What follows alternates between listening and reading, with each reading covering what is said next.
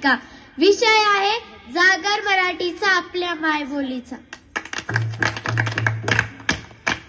हा नाश थांबवा, हा नाश थांबवा, हा नाश थांबवा, हा नाश थांबवा, मायबोलीचे तन मन जळते आहे. हा नाश थांबवा, मायबोलीचे तन मन जळते आहे. ही मायबोली भाषेच्या समस्येने रडते आहे. ही मायबोली भाषेच्या समस्येने रडते आहे. हा नाश थांबवा, हा नाश थांबवा, हा नाश थांबवा. अरे बापरे, ये क्या हुआ? आप ऐसा क्यों कर रहे हो? आप कौन हो? काय, मला ओळखलं नाही?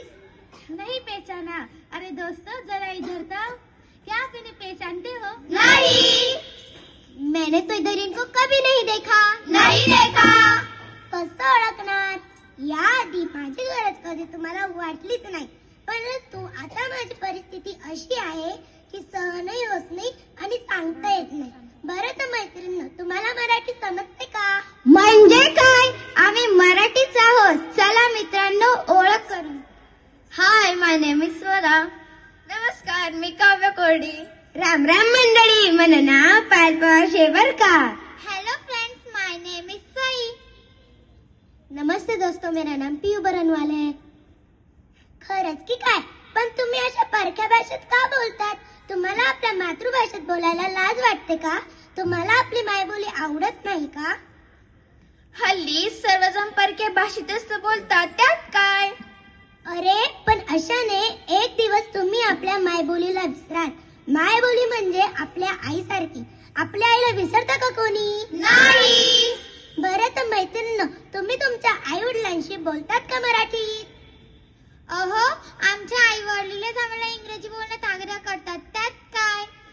हल्ली मातृभाषेला कोण विचारतय? अरे देवा, काय आली ही परिस्थिती? कुठे गेला तो मराठीपणा? काय वाटत असेल आपल्या छत्रपती शिवाजी महाराजांना? आपल्या मातेचं सर्वस्व नष्ट करताना तुम्हाला काहीच कसे वाटत नाही? आपणच मराठी बोललो पाहिजे. आपण मराठी बोललो नाही तर आपल्या मातृभाषेचं अस्तित्वच राहणार नाही. हो, अस्तित्वच राहणार नाही. त्याचा परिणाम काय होईल माहित आहे का तुम्हाला? काय होईल?